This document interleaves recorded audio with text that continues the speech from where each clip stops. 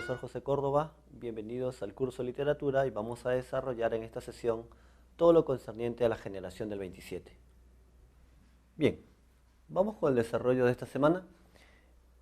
Antes de entrar de lleno a la generación del 27, hay que explicar la importancia de un fenómeno muy interesante que se va a desarrollar a inicios del siglo XX, en las primeras décadas del siglo XX.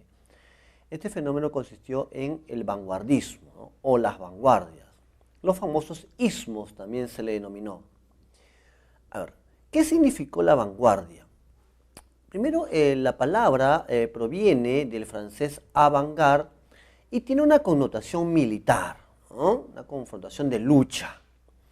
Justamente, ¿no? Las vanguardias van a significar una ruptura respecto a todo el arte anterior, a ese arte del siglo XIX, decimonónico también le llama. Entonces representó un espíritu de ruptura, buscando justamente la renovación. Esta es la palabra clave para entender la vanguardia, ¿no? El cambio, hacer algo nuevo, el afán de innovar, de experimentar. Además, esto fue acompañado con una actitud iconoclasta, dice tu separata. ¿A qué se refiere? Una actitud de rebeldía, de disconformidad. Ahora, como, digamos, anécdota, podemos citar, por ejemplo, tal vez han escuchado hablar de un artista vanguardista como fue Andy Warhol, ¿no? Él era pintor, entre otras cosas. Una vez le pidieron, pues, a Andy Warhol que preparara una serie de cuadros para una gran exposición. Pero él quería hacer algo nuevo. No pues la forma tradicional que tiene un pintor en su estudio, ¿verdad? Sus lienzos, prepara digamos, sus pinturas, ¿no? Sus óleos. Él quería hacer algo diferente. ¿Qué hizo? Puso el lienzo en el piso, miccionó sobre él, esperó a que se secara y esto lo presentó pues en una gran exposición. Los asistentes, pues, cuando veían un cuadro con una serie de manchas ahí, pensaban que era pintura abstracta, pintura cubista, ¿verdad? Y este cuadro fue subastado luego y pagaron casi $100.000. Y ya sabemos con qué materiales lo hizo, con su propia orina, ¿verdad? Allí, en esta anécdota, pues, algo ahí jalada de los cabellos, ¿verdad? Andy Warhol mostraba, pues, esa actitud rebelde iconoclasta, ¿verdad? De una actitud provocadora. ¿A quién se le hubiese ocurrido pintar de esa manera, verdad? Y hacer algo distinto, diferente, ¿no? Una de las primeras corrientes de vanguardia fue el futurismo.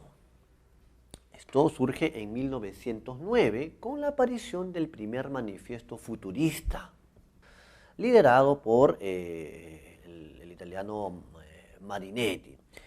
Si uno revisa pues los puntos del manifiesto futurista, vamos a encontrar, por ejemplo, que en el punto 2 dice lo siguiente: el coraje, la audacia y la rebeldía serán elementos esenciales de nuestra poesía, ¿no?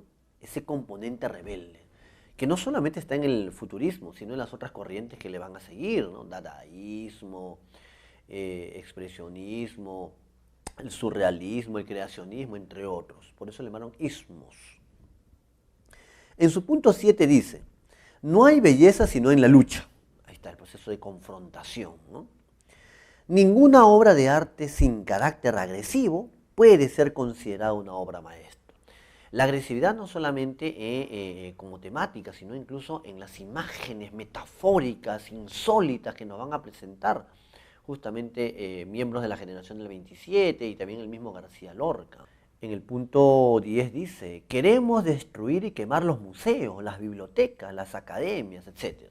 Ahí está su espíritu de, digamos, de ruptura respecto a todo el arte anterior, a lo consagrado, ¿no? Esa es la actitud iconoclasta. Querían hacer algo novedoso. Eso los movía, ¿verdad?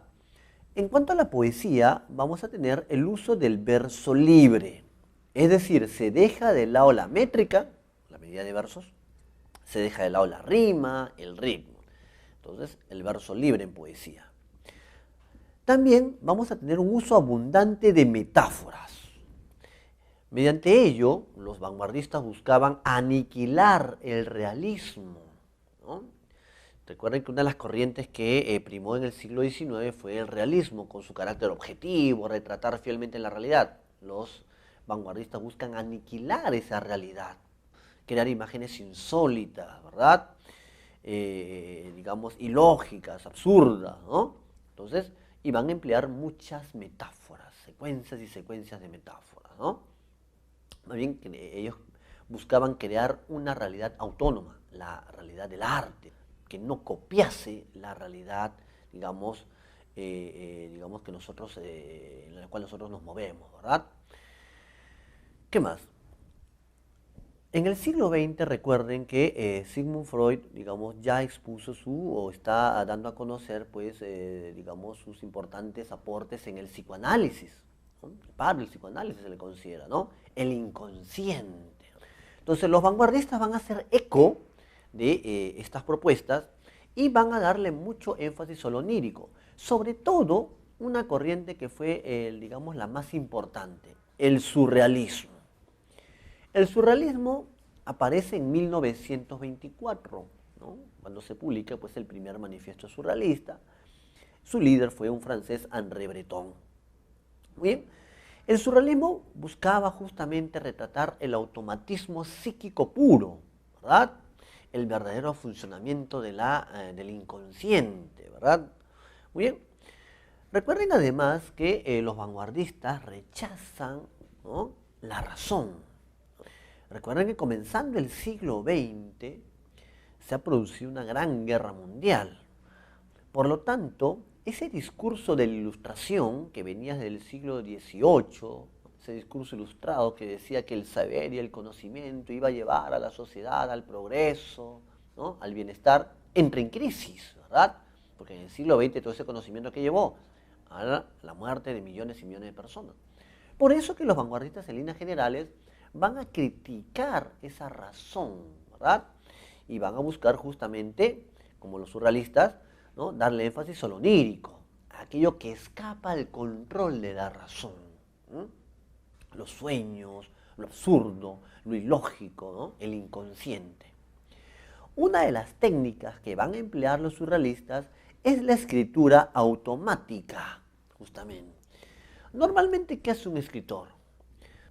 Digamos, escribe su obra, luego la somete, pues, a todo un proceso de corrección, tacha, agrega, suprime. Esto puede tomar mucho tiempo o poco, depende de cada uno, pero ahí hay un proceso racional.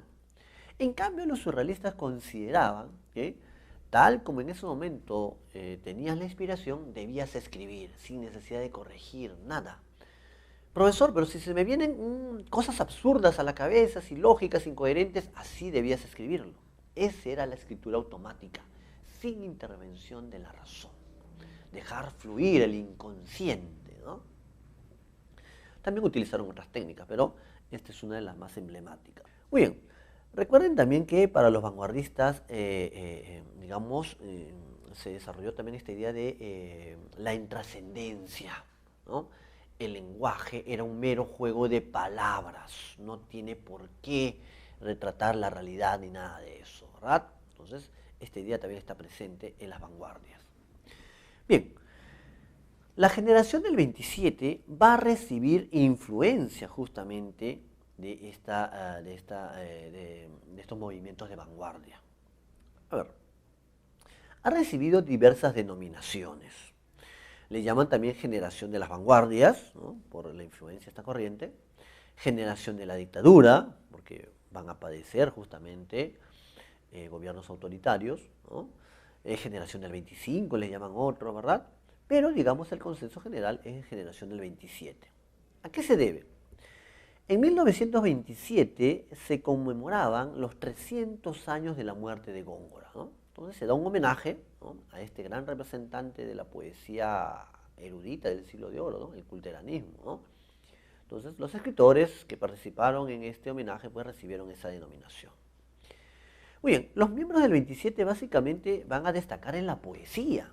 Tenemos a grandes exponentes como Rafael Alberti, Vicente Alexandre, que fue el premio Nobel de Literatura, Luis Cernuda, Pedro Salinas, ¿no?, entre otros, ¿no?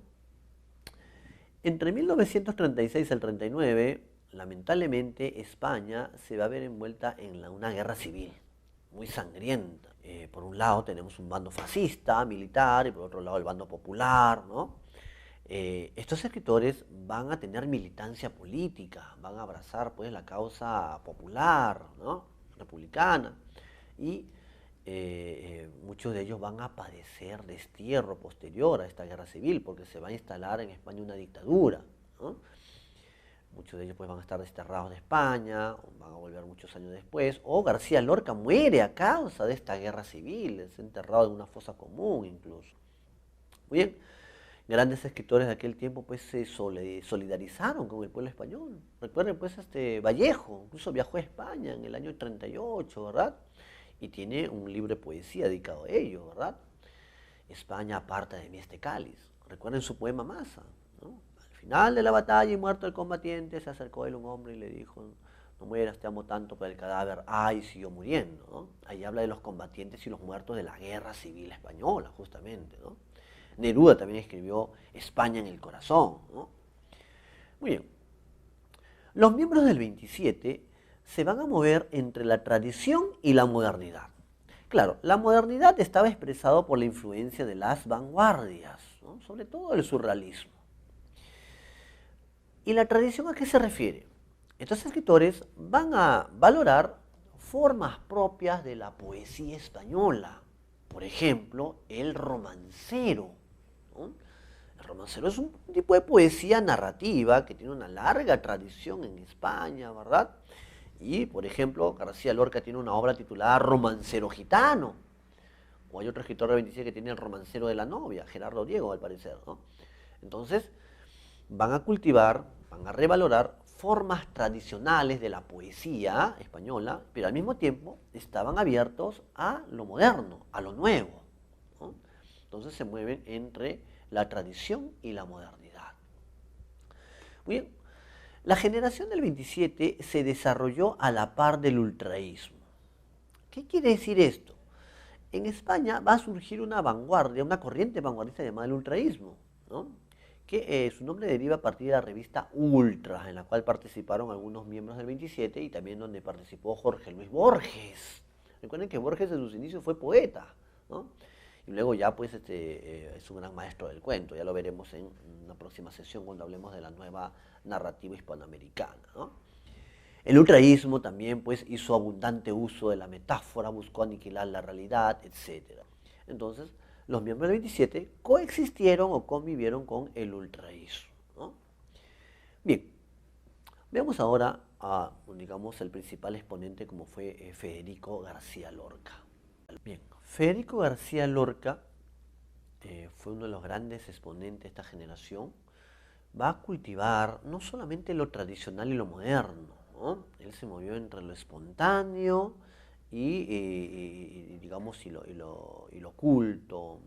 Cultivó pues lo popular y también digamos, lo académico, etc. Veamos. García Lorca en 1929 viaja a Nueva York, ¿no? Va a estar casi un año, y a partir de esta experiencia, pues, en 1930, ¿no? Va a publicar su libro Poeta en Nueva York. A ver, es considerado su poemario más vanguardista, ¿no? ¿Por qué más vanguardista? Él tiene un poemario anterior, titulado El Romancero Gitano, ¿no? El Romancero Gitano ya tiene influencia de vanguardia, ya tiene imágenes surrealistas. Allí García Lorca plasma pues esta cosmovisión gitana, llena también de erotismo y sensualidad, temas que van a aparecer también, ¿no? Justamente en Poeta en Nueva York. Sin embargo, es en este libro, en Poeta en Nueva York, donde se hace mucho más palpable, ¿verdad?, esta influencia del surrealismo, ¿no? Vamos a encontrar también muchas imágenes metafóricas, el uso del verso libre, ¿no? Y uno de los temas centrales sobre el cual gira este poemario es la deshumanización, la alienación en la sociedad capitalista. Esto te trae ecos de una obra que ya hemos examinado, pero en la narrativa. ¿Se acuerdan de Kafka, no? Y su obra La Metamorfosis. Sí, ese tema central de la metamorfosis lo tenemos también aquí en Poeta en Nueva York, ¿no? Cómo el hombre moderno, el sujeto pues contemporáneo, se ha deshumanizado, se ha alienado en un mundo capitalista, ¿verdad? Ese es uno de los temas centrales que justamente va a tocar o va a plasmar García Lorca, ¿no? A partir de su experiencia pues en Nueva York, ¿no? Una experiencia desencantada, asociada pues a la sangre, al sufrimiento, al dolor. Aunque también va a abordar temas como la marginalidad, que ya lo teníamos, por ejemplo, en El Romancero Gitano, ¿no? Acerca de justamente los sectores gitanos que eran marginados en aquel tiempo y hasta el día de hoy, ¿no? Solo que aquí en Poeta en Nueva York, este sector marginado son los afroamericanos. Entonces se identifica con estos sectores marginados. También el tema del erotismo, que está presente en este poemario. A ver, veamos algunos fragmentos, unos versos de un poema que les han citado en su separata y que pertenece a Poeta en Nueva York. El poema se titula Nueva York, Oficina y Denuncia. Hay una parte donde el poeta menciona lo siguiente. A ver, dice así: yo he venido para ver la turbia sangre, la sangre que lleva las máquinas a las cataratas y el espíritu a la lengua de la cobra. Todos los días se matan en New York 4 millones de patos, 5 millones de cerdos, 2.000 palomas para el gusto de los agonizantes, 1 millón de vacas, 1 millón de corderos y 2 millones de gallos que dejan los cielos hechos añicos. En ese fragmento que apreciamos, García Lorca menciona sangre, menciona máquinas, menciona que todos los días se matan, dice 4 millones de patos, 5 millones de cerdos. Hay un afán voraz, consumista, justamente, ¿no? Como expresión del mundo capitalista. Entonces hay una crítica, digamos, a esta sociedad. Luego dice, ¿no? Hay un mundo de ríos quebrados y distancias inasibles en la patita de ese gato quebrada por el automóvil. Y yo oigo el canto de la lombriz en el corazón de muchas niñas. Óxido, fermento, tierra estremecida. Tierra, tú mismo que nadas por los números de la oficina. ¿Qué voy a hacer? ¿Ordenar los paisajes? ¿Ordenar los amores que luego son fotografías, que luego son pedazos de madera y bocanadas de sangre? En ese fragmento sigue manifestando imágenes de sufrimiento y de dolor. Nos habla de una patita de un gato quebrada por un automóvil, ríos quebrados, dice, bocanadas de sangre, ¿no? Todas son imágenes asociadas a sufrimiento, ¿verdad? Es una imagen, digamos, desconsolada acerca de esta gran urbe capitalista, ¿no? Luego manifiesta lo siguiente: no, no, no, yo denuncio la conjura de estas desiertas oficinas que no radian las agonías, que borran los programas de la selva, y me ofrezco a ser comido por las vacas estrujadas cuando sus gritos llenan el valle donde el Hudson se emborracha con aceite. Dice, yo denuncio la conjura de esas desiertas oficinas, dice, ¿no? Hay un tono pues de rebeldía, de denuncia, ¿no? Acerca de la vida angustiante en esta gran imagen del mundo capitalista.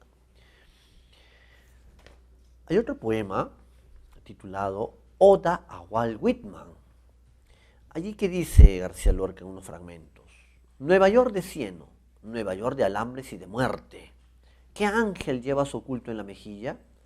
¿Qué voz perfecta dirá las verdades del trigo? ¿Quién el sueño terrible de sus anémonas manchadas? Nueva York de cieno, dice. ¿Cieno qué es? El fango, el lodo. De alambres y de muerte, menciona, ¿no? Sigue estas imágenes angustiantes y dolorosas. Luego dice lo siguiente. Recordar que Walt Whitman fue un gran poeta norteamericano, ¿eh? Ni un solo momento, viejo hermoso Walt Whitman, he dejado de ver tu barba llena de mariposas. Barba llena de mariposas. Es una imagen surrealista, onírica, ¿verdad? Ni tus hombros de pana gastados por la luna, ni tus muslos de Apolo virginal. García Lorca está describiendo a Walt Whitman, lo está comparando a un Apolo virginal. Hay una imagen erótica allí, ¿verdad?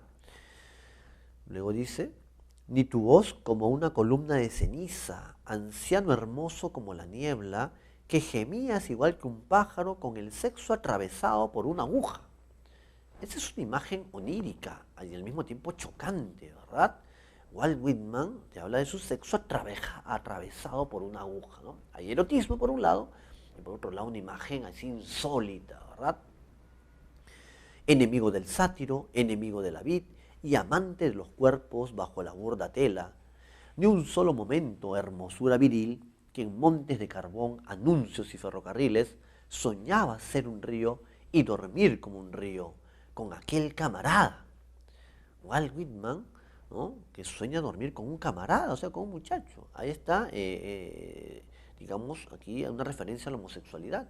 Recuerden que García Lorca justamente también sufrió marginación debido a su opción sexual, ¿verdad?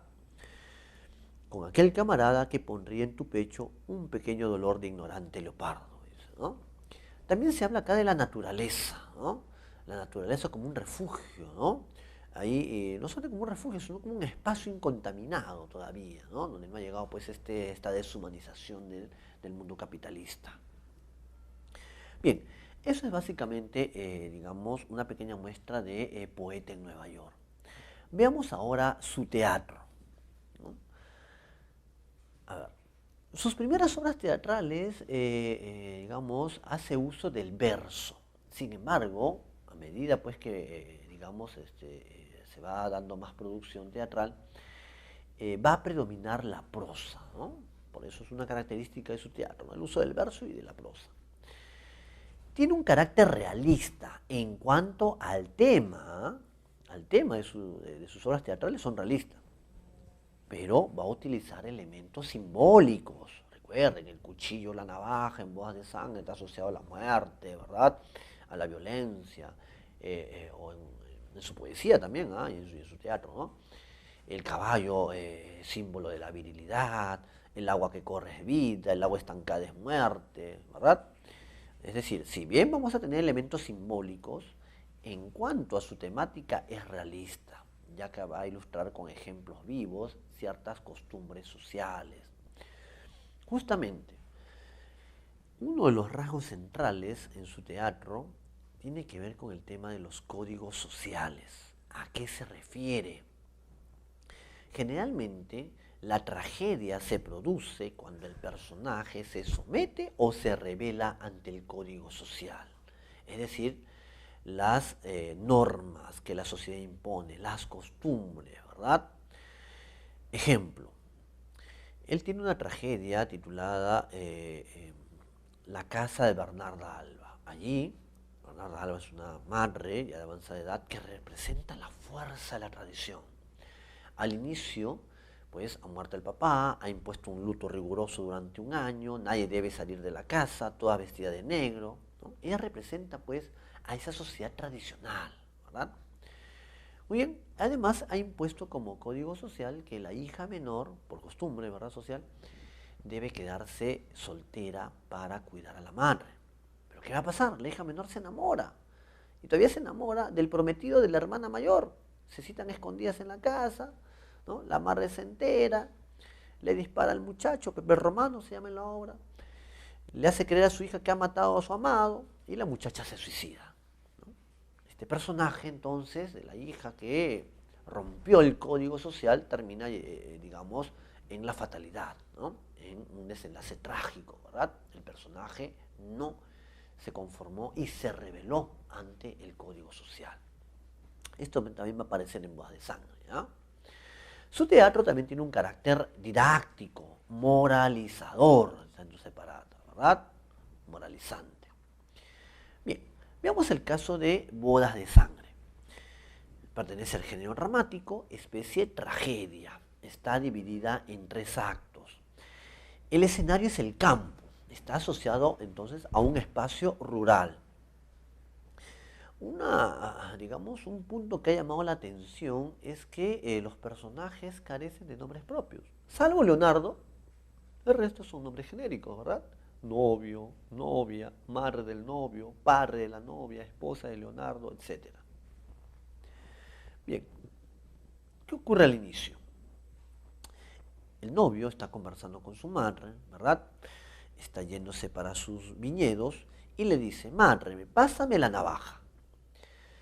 Y la madre comienza un discurso contra las navajas, ¿verdad? ¿Quién fue el bribón que las inventó? ¿Cómo un objeto tan pequeño puede quitarle la vida a un hombre que es como un toro, etcétera, ¿no?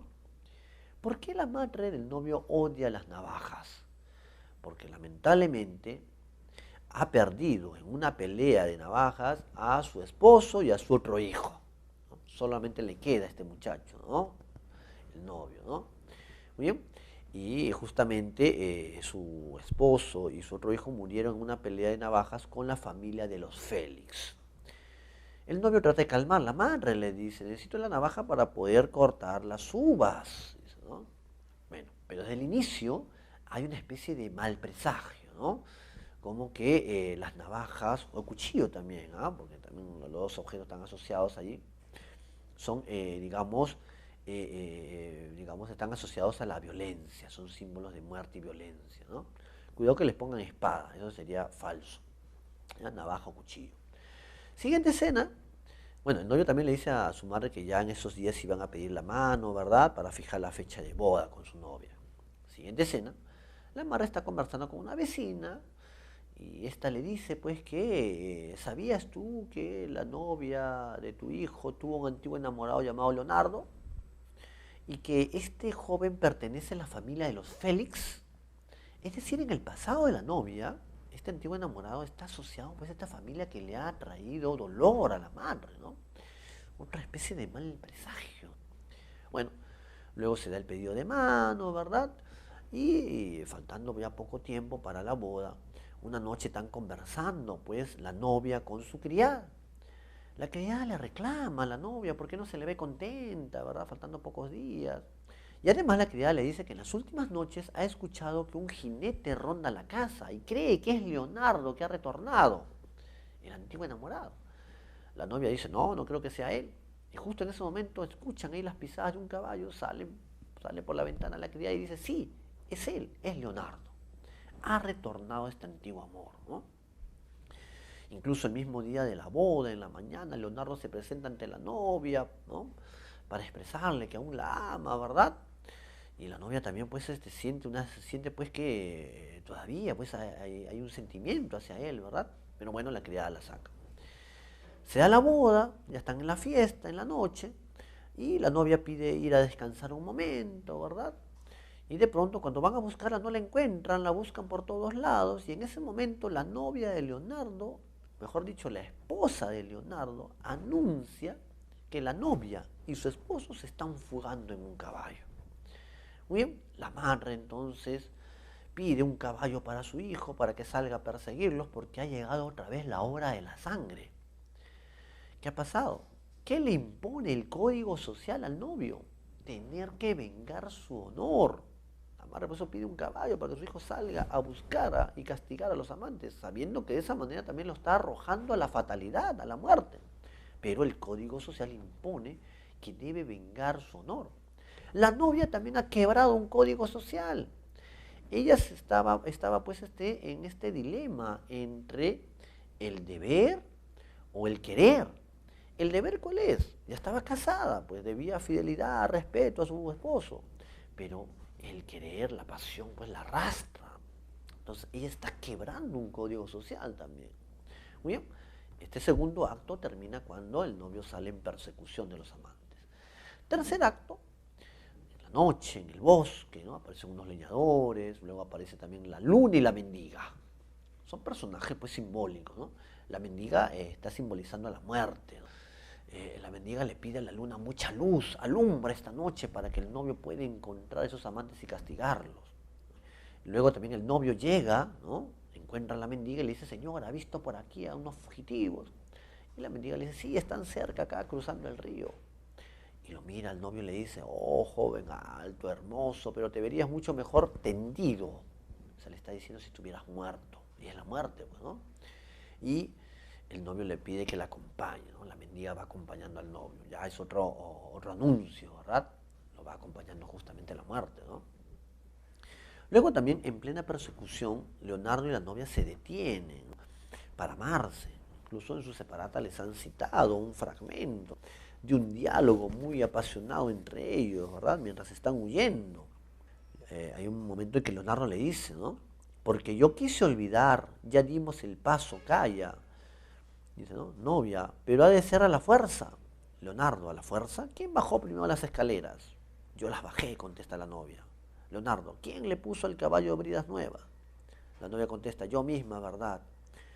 Y luego la novia más adelante dice, estas manos que son tuyas, pero que al verte quisieran quebrar las ramas azules y el murmullo de tus venas, te quiero aparta. Está muy apasionada justamente. Ay, qué lamento, qué fuego me sube por la cabeza, dice la novia. ¿Y qué le contesta Leonardo? ¿Qué vidrios se me clavan en la lengua? Porque yo quise olvidar y puse un muro de piedra entre tu casa y la mía.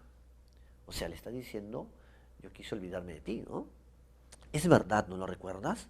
Y cuando te vi de lejos me eché en los ojos arena, pero montaba a caballo y el caballo iba a tu puerta. Con alfileres de plata mi sangre se puso negra y el sueño me fue llenando las carnes de mala hierba. Que yo no tengo la culpa, que la culpa es de la tierra y de ese olor que te sale de los pechos y las trenzas. Hay incluso ahí un lenguaje erótico también.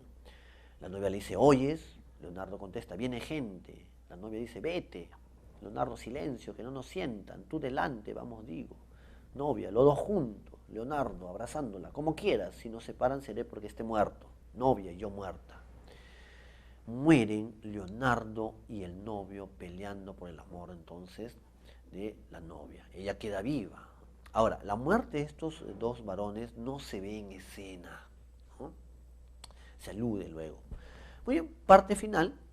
La madre del novio ya recibió la noticia que ha muerto su hijo, traen su cuerpo y está en su casa pues rodeado de unas vecinas que están llorando con ella. Este llanto de las vecinas representa el antiguo coro griego, ¿no? Es decir, cómo García Lorca incorpora en su teatro elementos antiguos, ¿no? Hay una referencia pues a la tragedia griega, pero al mismo tiempo está abierto a lo nuevo, ¿no? Porque está representando ciertas costumbres, digamos, de la época, digamos, más contemporánea. Entonces, ahí tenemos ya la parte final. No se olviden entonces, el novio y Leonardo mueren en una pelea de navajas o cuchillos, pero esta muerte no se ve en escena. Bien, el tema central tiene que ver con el amor apasionado de signos trágicos, ¿verdad? Leonardo representa para la novia pues esa fuerza pasional que la arrastra a romper un código social, ¿no? Bien, veamos ahora la parte de los ejercicios. Ejercicio 1. Tenemos un fragmento del manifiesto ultraísta, escrito justamente por Jorge Luis Borges. Hemos dicho, ¿no?, que Borges en su juventud fue poeta, ¿no?, y vanguardista todavía. Fue uno de los miembros del ultraísmo. ¿Cuál es la pregunta? Dice, ¿qué característica de la poesía vanguardista destaca? A ver, si uno analiza, ¿qué nos dice en este fragmento? Esta es la estética del ultra, ¿no?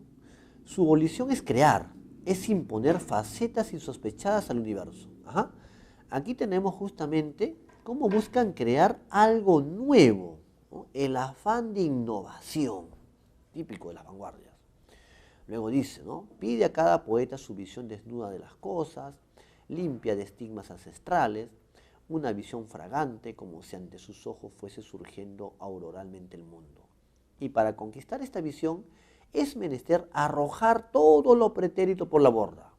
Ajá. El pasado. ¿Qué está pidiendo? Cancelar todo ese arte anterior, ¿verdad? Dejarlo de lado. Bien, con eso entonces ya tenemos la respuesta, ¿no? La clave sería la E. Afán de originalidad sobre la base de una actitud iconoclasta, rebelde, de rechazo a todo precedente, ¿verdad? Muy bien, ahí tenemos entonces la clave en la pregunta 1, la E. Muy bien, tenemos un fragmento del canto 5 del poemario Altazor, ¿no?, poemario vanguardista, perteneciente al poeta chileno Vicente Huidobro. Huidobro fue un poeta vanguardista, él es creador del creacionismo, así se llamó su corriente de vanguardia, muy importante esta corriente y este poemario. A ver, dice, en los versos citados se puede apreciar un rasgo de la poesía vanguardista que consiste en, a ver, ¿qué nos dice? El horizonte es un rinoceronte, A es B, metáfora. El mar un azar, el cielo un pañuelo, la llaga una plaga. Acá tenemos una secuencia de metáforas y luego las va a integrar acá. Un horizonte jugando a todo mar se sonaba en el cielo después de las 7 plagas de Egipto. El rinoceronte navega sobre el azar como el cometa en su pañuelo lleno de plagas.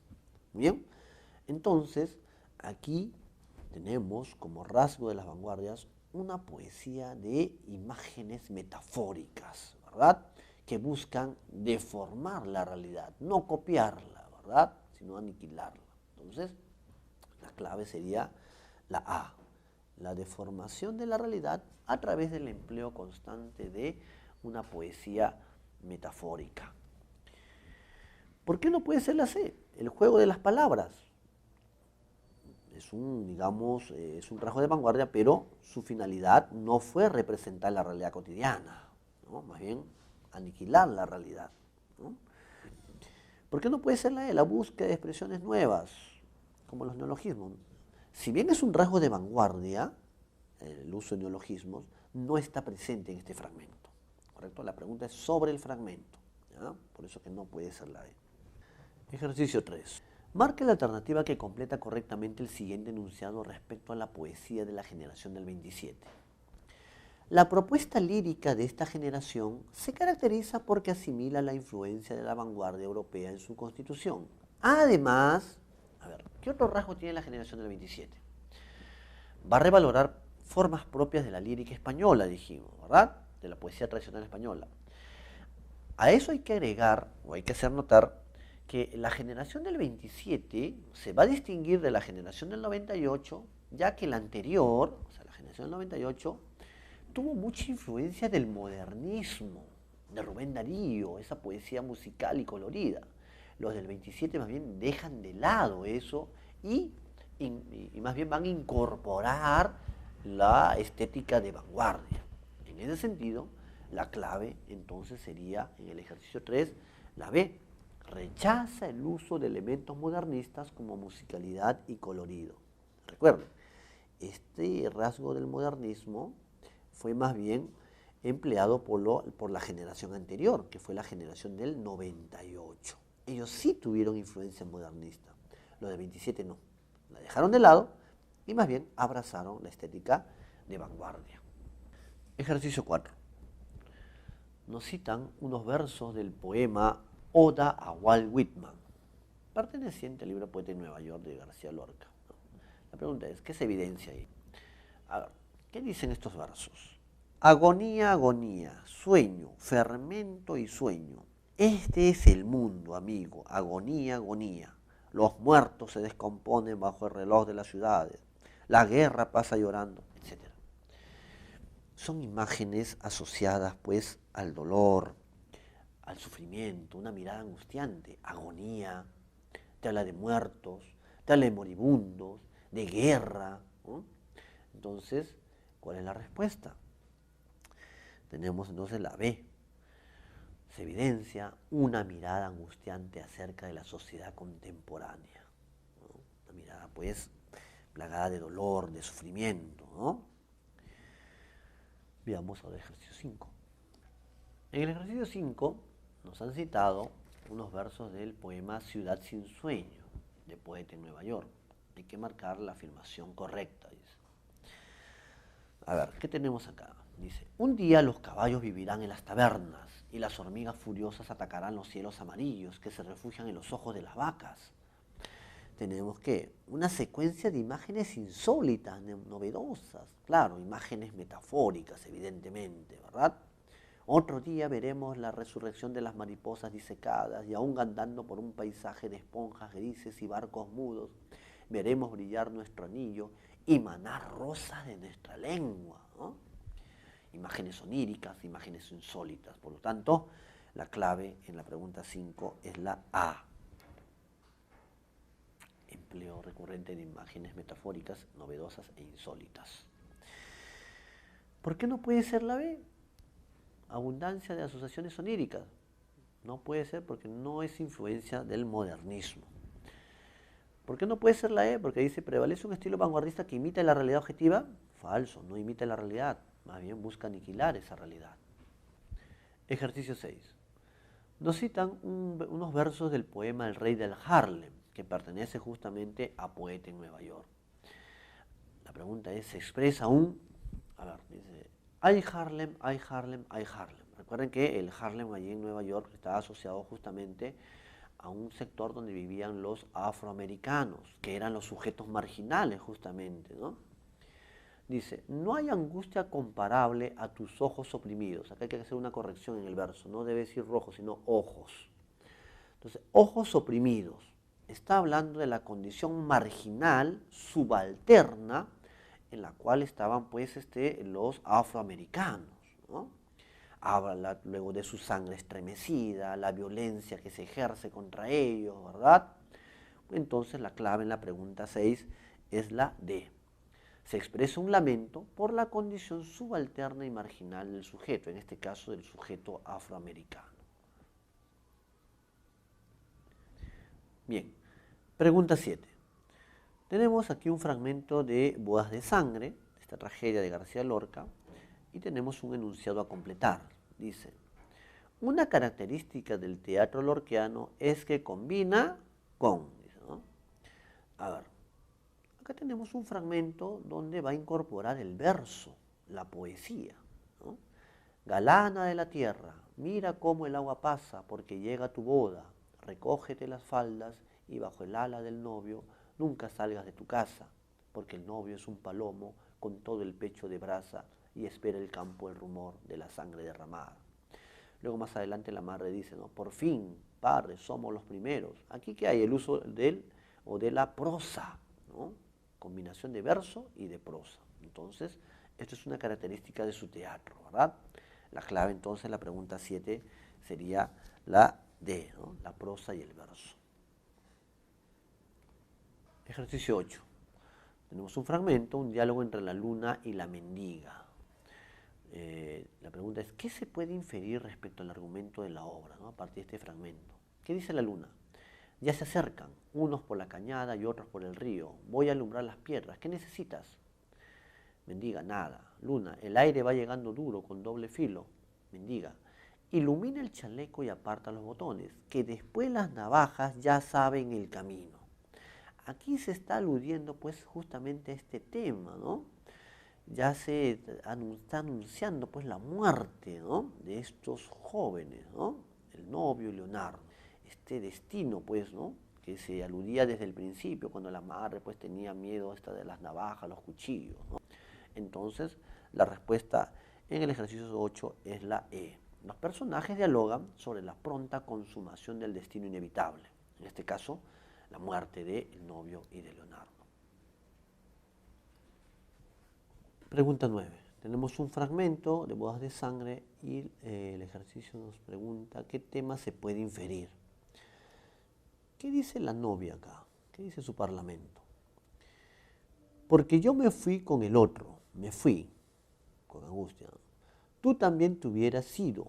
Yo era una mujer quemada, llena de llagas por dentro y por fuera, y tu hijo era un poquito de agua de la que yo esperaba hijos, tierra, salud. Pero el otro era un río oscuro, lleno de ramas, que acercaba a mí el rumor de sus juncos y su cantar entre dientes. Este fragmento corresponde al momento en que la madre ya se enteró de la muerte de su hijo, o sea, el novio, ¿verdad?, esperando la llegada de su cuerpo, y la novia se presenta ante la madre para justificarse.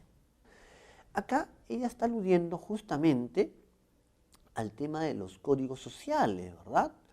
Supuestamente, ¿no? Si ella se quedaba con el novio, ¿verdad? Le esperaba, pues, que le imponía el código, una vida, pues, llena de hijos, cultivar la tierra, la casa, el hogar. Pero ella se dejó llevar por la pasión, ¿no? Por el querer. Por eso luego dice, ¿no? El otro, o sea, Leonardo, la arrastró, era un río oscuro, lleno de ramas, etcétera, ¿no? Entonces, la clave sería la A, la pasión amorosa como una fuerza que se impone a los códigos sociales, ¿no? Eso representaba Leonardo entonces para la novia. Ejercicio 10. Dice, ¿no? Al final de Bodas de Sangre, las vecinas lloran en coro junto con la novia y madre. Esta escena recrea el lamento del coro griego trágico y muestra la integración de lo, puesto que una obra de tema moderno se vincula con una forma clásica. A ver, evidentemente el coro griego es simbolizado en el llanto de las vecinas. Esto es una manera de integrar la antigua tragedia con la temática nueva, ¿no? Como en este caso el tema pues, de esta pasión, esta fuerza apasionada que arrastra a la novia, ¿no? Entonces la clave sería la de lo antiguo y lo nuevo se puede expresar en ese fragmento, ¿no? Eso ha sido todo por esta sesión. Nos vemos en la siguiente clase.